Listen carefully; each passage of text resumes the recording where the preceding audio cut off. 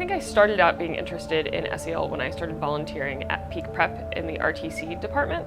I started working with a bunch of different kids, and I was really interested in sort of grit and what could make the kids really succeed once they got to college. I know that we were preparing them academically well to be successful, but I knew that there was going to be sort of something else that they would need to be successful. In Southeast Fort Worth, what we've discovered is that our scholars are really struggling to self-regulate and therefore engage in the academic expectations that we have for them. Self-regulation is something that we are really pushing at Hampton because we are a middle school, right? And as middle schoolers, we have to be able to regulate our emotions in order to get through the day and understand that they really have to learn to advocate for themselves, but also know how to control their emotions in order to gain a better outcome. We know that we need to add this additional layer of social emotional health so that scholars are developing what we like to refer to as those soft skills to be able to feel motivated and feel confident to be able to engage in the really difficult work that we're asking them to do. So Panorama is a really great company that surveys students from across the nation on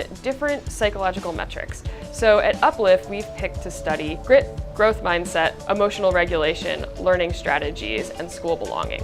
We learned that we have some growth to do in terms of scholars' growth mindset, their grit, and their ability to execute learning strategies. We've seen some of the pitfalls that can happen when scholars have low growth mindset or when they believe I'm not good at blank subject, specifically with low grades and in some cases even failing those courses. When you dig into the individual school data, you can really get a snapshot and a sense of their culture.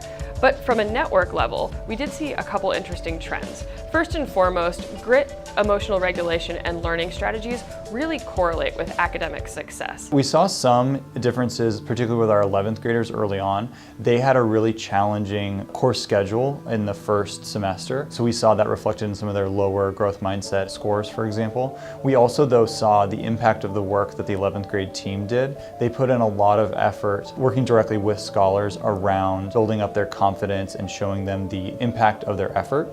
And I think that growth really stood out to us. Some other really interesting things that we're seeing is our lowest performing scholars and our highest performing scholars really are less in growth mindset. And I think this also makes sense. Growth mindset asks, can you change your intelligence? And if you work hard, are you able to learn more?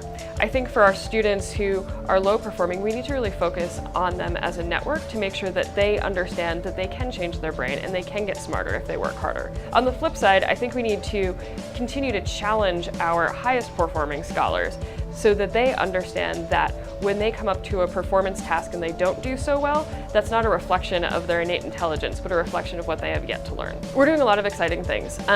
First and foremost, we're working with leaders this year to make sure that our deans of scholars and PYP deans have a full understanding of SEL that they can translate not only to their teachers, but to their students as well. We did a data dive through the Panorama dashboards so that staff were looking at the same information we were looking at as a leadership team. We identified some of the growth areas for us as a whole school, as well as by grade level. And we started to think through what actions classroom teachers need to take on a day-to-day basis to help improve scholars' ability to execute some of those skills. My goal is for teachers to feel empowered to pause their academic day and say, you know, I see that something is going awry and we really need to talk about what it means to regulate our emotions or to work successfully in a group. One thing that we do is advisory every single day. And what I'm seeing is really scholars being able to have positive interactions with their peers and go to that specific teacher to just ask for assistance, be like an informal mentor. I've seen teachers lead them in reflections on what we learned today, what was difficult, what we need to spend more time on. I've seen them work with scholars on scheduling retakes and redoing things to reach a better outcome. I've seen them even use the growth mindset language directly with scholars. I really think that the core of education is teaching kids how to live in the world, how to be successful, and how to reach their highest potential. Our mission statement does talk about college and making sure that our kids can reach their highest potential in college and the global marketplace. And when we look at data from employers and what they're hiring on, many of those skills are social emotional. And I think that we need students who have a firm sense of who they are in the world and have a firm sense of agency and meaning and purpose in their lives. And with that, we'll create scholars who can go off to college and come back to their communities and really make a difference.